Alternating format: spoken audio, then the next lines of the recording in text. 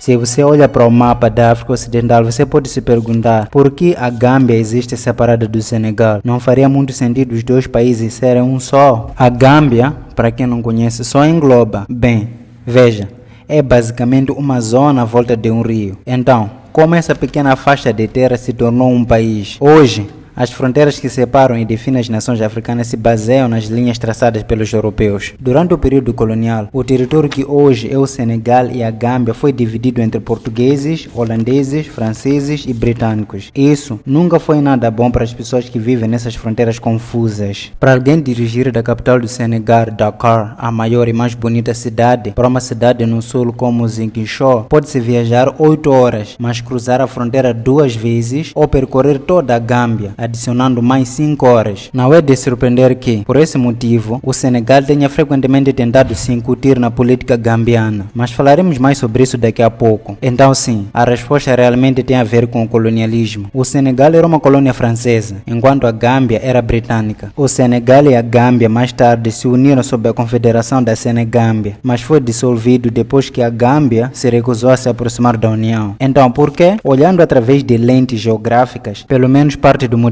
da divisão se torna mais claro. A Gâmbia ocupa a fronteira entre o norte seco e desértico do Senegal e o seu sul úmido e exuberante. A economia da Gâmbia depende fortemente da agricultura. A Gâmbia não possui recursos minerais ou outros recursos naturais significativos e tem uma base agrícola limitada. Mas agora a questão é, por que o Senegal tem essa porção sul? Por que o país envolve a Gâmbia? Ok, há 2 rios a serem lembrados aqui, o rio Senegal e o rio Gâmbia. O rio Senegal flui em grande parte para o norte do Senegal, formando a fronteira com a Mauritânia e terminando em Saint-Louis, uma cidade na costa noroeste do Senegal. O rio Gâmbia tem muito a ver com a nossa história, não apenas com a geografia, mas também com as fronteiras. Antes da chegada dos europeus, toda essa área não havia sido unida sob um único reino. Muito do que se tornaria o Senegal, praticamente até a fronteira da moderna Gâmbia, estava sob o domínio do reino Wolof, até sua queda no século XIX. No Senegal, o Wolof é o maior grupo étnico, com 43,3%. Eles se referem a si mesmos como Wolof e falam a língua Wolof. Os primeiros empreendimentos europeus nesta área geral foram realizados pelos portugueses. No século XV, os exploradores portugueses chegaram à costa da África Ocidental, incluindo o Senegal e a Gâmbia, buscando estabelecer relacionamentos comerciais e encontrar novas rotas para a Ásia. Por quê?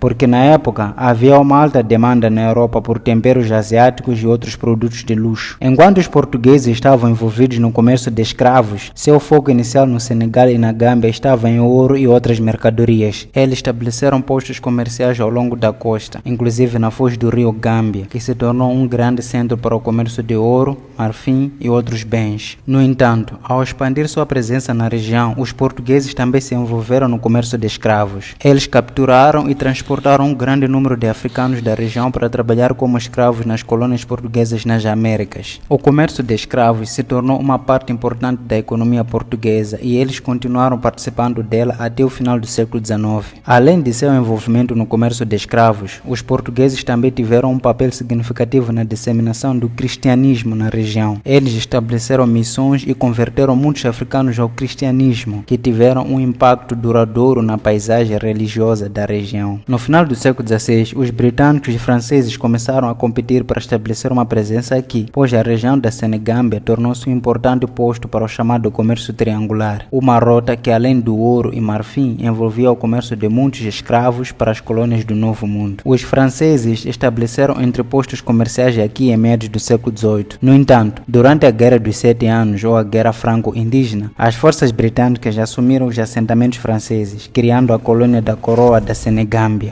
O Tratado de Versalhes e o Tratado de Paris de 1783 estabeleceram então que os franceses ficariam com Saint-Louis e a região do rio Senegal, enquanto os britânicos ficariam apenas com a região do rio Gâmbia. Em 1816, a Grã-Bretanha enviou Alexander Grant para estabelecer uma posição no rio Gâmbia para controlar melhor o comércio de escravos. A Grã-Bretanha tomou a região do rio Gâmbia e a França tomando basicamente todos os outros lugares. A África Ocidental e essas fronteiras se cristalizam com a Conferência de Berlim Berlim. Lembras? Um bando de caras europeus decidindo qual potência controlaria quais regiões na África, quando dividiram o continente africano, lembras? Conferência de Berlim. O Senegal foi criado como uma república em 1958 e separou-se do Mali em 1960, enquanto a Gâmbia conquistou sua independência em 1965. Em 1981, houve uma tentativa de golpe contra o presidente da Gâmbia, Dawda Jawara, que foi reprimida depois que as forças senegalesas foram autorizadas a intervir. Em torno disso, as discussões sobre algum tipo de unificação aumentaram, com os dois países se unindo para criar uma confederação da Senegâmbia. Esta confederação não era um único país, mas sim uma confederação froxa, destinada a promover a integração econômica e política entre os dois países, que compartilham história, cultura e idioma comuns. No entanto, a confederação acabou falhando devido a vários fatores, incluindo diferenças políticas, disparidades econômicas e desafios administrativos. Uma das principais razões para o fracasso da Senegâmbia foram as diferenças políticas entre os dois países. O Senegal, que era muito maior e mais populoso que a Gâmbia, frequentemente dominava a tomada de decisões na confederação, levando ao ressentimento e a um sentimento de privação de direitos entre os gambianos. Além disso, os dois países tinham sistemas políticos diferentes, sendo o Senegal um estado unipartidário e a Gâmbia um sistema multipartidário, o que dificultou o estabelecimento de uma estrutura política unificada. Embora a confederação tenha sido uma tentativa ambiciosa de promover a integração e a cooperação regional, ela acabou ficando aquém de seus objetivos e foi dissolvida em 1989. A Gâmbia existe como um país separado do Senegal por causa do colonialismo. O Senegal era uma colônia francesa, enquanto a Gâmbia era britânica. A Gâmbia está rodeada pelo Senegal porque este último país já circunda, sendo o rio Senegal a fronteira com a Mauritânia e o rio Gâmbia um importante posto do comércio triangular, que também envolvia o comércio de escravos. Os escravos africanos eram transportados através do Atlântico para as Américas, onde trabalhavam em plantações e outras indústrias de trabalho intensivo. Em troca dos escravizados, os mercadores europeus recebiam matérias-primas como açúcar, tabaco e algodão, que eram produzidos pelos escravizados. As matérias-primas eram transportadas de volta para a Europa, transformadas em produtos acabados, e o círculo iniciava. Então, se alguém lhe perguntar por que a Gâmbia existe, você pode dizer tecnicamente, porque a América